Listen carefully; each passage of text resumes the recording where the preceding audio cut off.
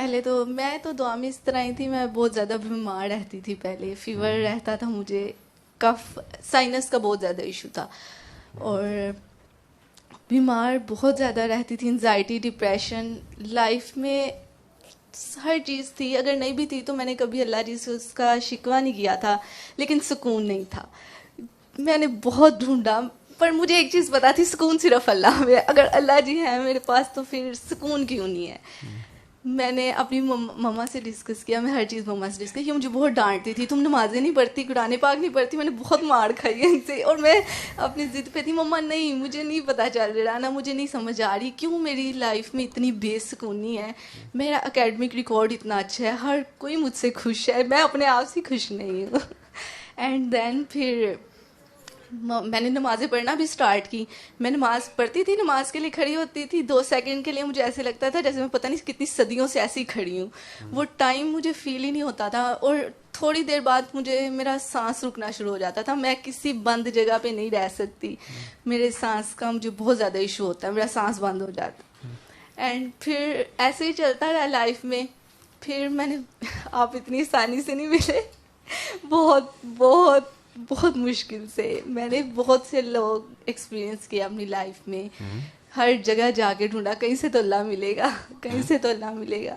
And then फिर दुआ का एक दिन आपकी वीडियो आई सामने, उसमें आप बता रहे थे कि अल्लाह जी तो हैं ही उनके, हमें उनसे मिले हैं, हमने उनके पीछे रहे हैं।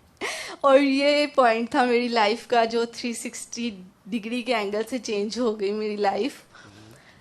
मैंने अपने फैमिली में शुरू से, बचपन से लेकर अब तक, हमने यही सुना था कि अल्लाह जी से डायरेक्ट होना है, उनसे डायरेक्ट अपना कनेक्शन बनाओ, बहुत कोशिश की, नहीं मिली।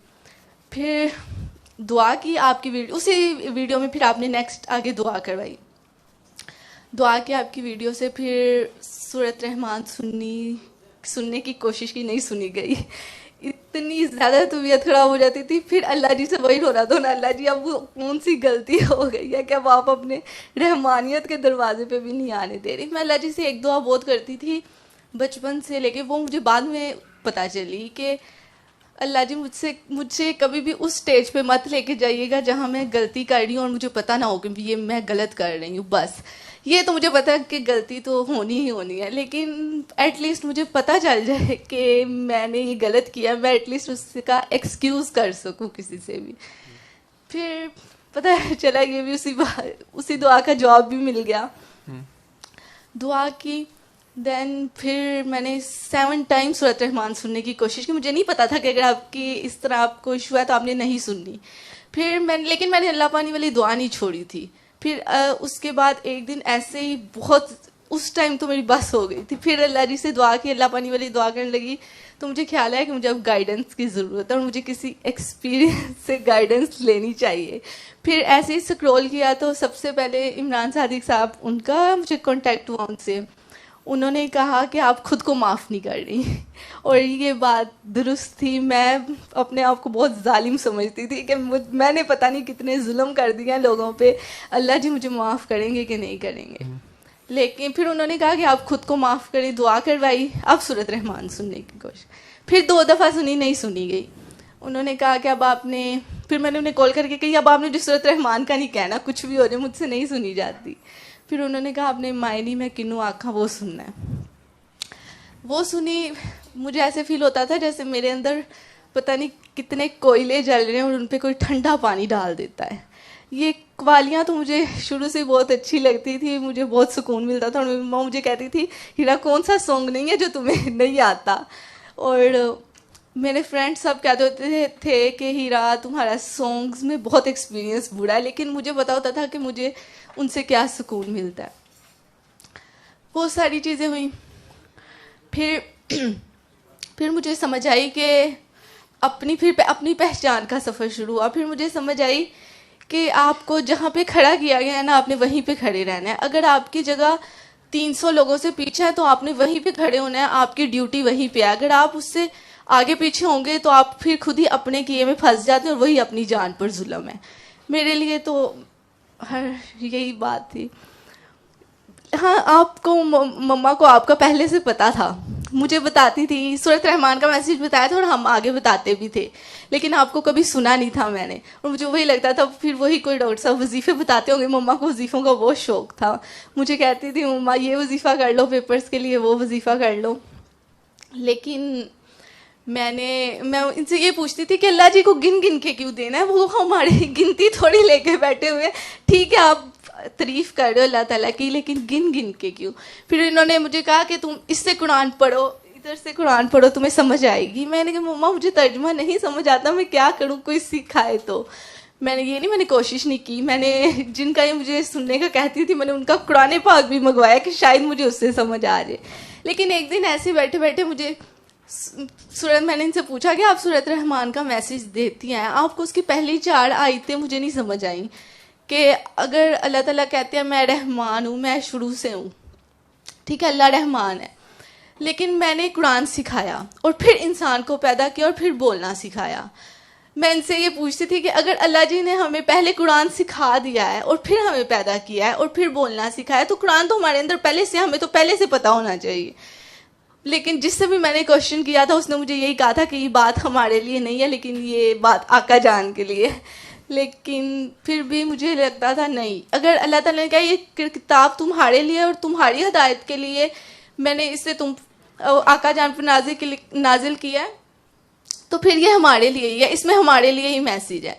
एंड फिर मैंने ये क्वेश्चन आपसे किया था तो आपने इसको मुझे काफ़ी सेटिस्फैक्ट्री आंसर समझा दिया था। फिर ऐसे ही सिलसिला चलता रहा। मैं तो आगे भी लोगों को करवानी शुरू कर दी। सबसे पहले अपनी फ्रेंड्स को करवाई, काफ़ी मजाक भी बना, सबने कहा तुम किस काम के पीछे लग गई हो, ये तो नहीं वो। अपनी फैमिली में सबको करवाई, सबको समझाने की भी कोशिश की, लेकिन जो बात मान लेता था उसको दुआ करवा देती थी, मैसेज दे देती थी। लेकिन जो नहीं मानता था वो आगे से और की ओर, ये तुम्हारे बड़ों ने तो ऐसे नहीं किया, तुम किस तरफ चल पड़ी हो, ये क्या हो गया, खानदान ये खानदान वो। लेकिन मुझे इतना पता था, मैंने कभी नहीं सोचा था कि ये गलत है या सही है। मुझे बस यहाँ पे सुकून, वो कनेक्शन मिला था। तो अगर ये गलत सही इससे मुझे कोई फ़र्क नहीं पड़ता, बस वो जो चीज़ मैं ढूंढ रही थी वो यहाँ से मुझे मिल गई। And I don't know it's right और रॉन्ग। एंड एक और एक्सपीरियंस, बहुत मज़े का एक्सपीरियंस था। आपके पास हम बाबा को लेकर आए थे, आपको इशू तो पता ही था, फैमिली में जो भी थे। मुझे कहाँ से पता? क्लिनिक पे आए थे हम। मुझे याद है, चेहरे आपके याद है, मुझे हाँ बात जी, नहीं याद। क्लिनिक पे आए थे हम, आपने उन्हें OS से डायग्नोस किया था और अली हक वाली दुआ करवाई थी। हाँ जी हाँ जी हाँ जी, उन्हें मैंने कहा था कि वो मोटापा खराटे थे। जी और जी जी जी, बाकी मुझे हाँ याद जी, नहीं। वो उनकी दुआ से वो अल्हम्दुलिल्लाह बिल्कुल ठीक है और अब वो 12 आवर्स तक कंटिन्यूसली सो लेते हैं।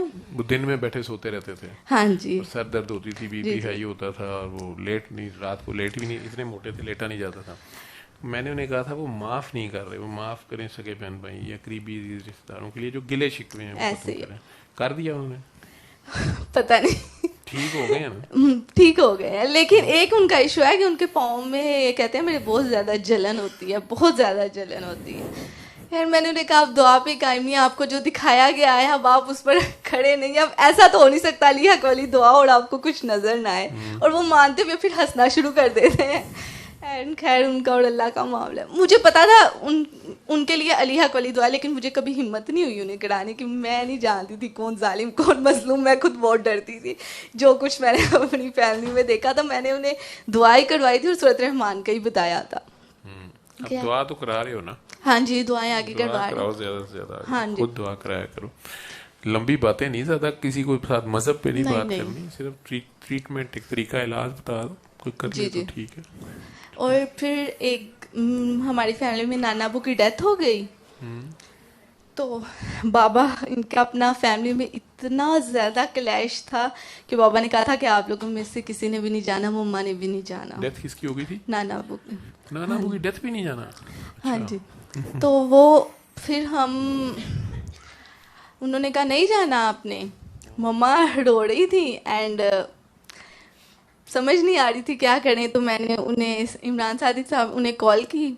मैंने कहा ये ऐसे बात है, तो उन्होंने कहा कि अब ये तो आका जान की बात है। अब उन्होंने कहा कि अगर आप रुक जाओगे तो आपके लिए बेहतर है, चाहे वो अपने लेवल पे है नहीं है, या उनका जो भी है मामलात है, आपको आपके आगे तो उनको खड़ा किया गया है।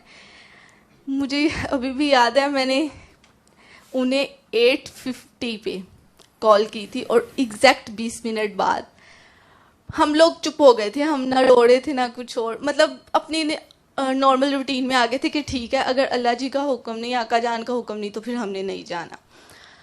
एग्जैक्ट 20 मिनट्स बाद बाबा की कॉल आई और उन्होंने कहा कि मैं अल्लाह से डर गया हूँ, मैंने भी मरना है, तो आप लोग चले जाओ।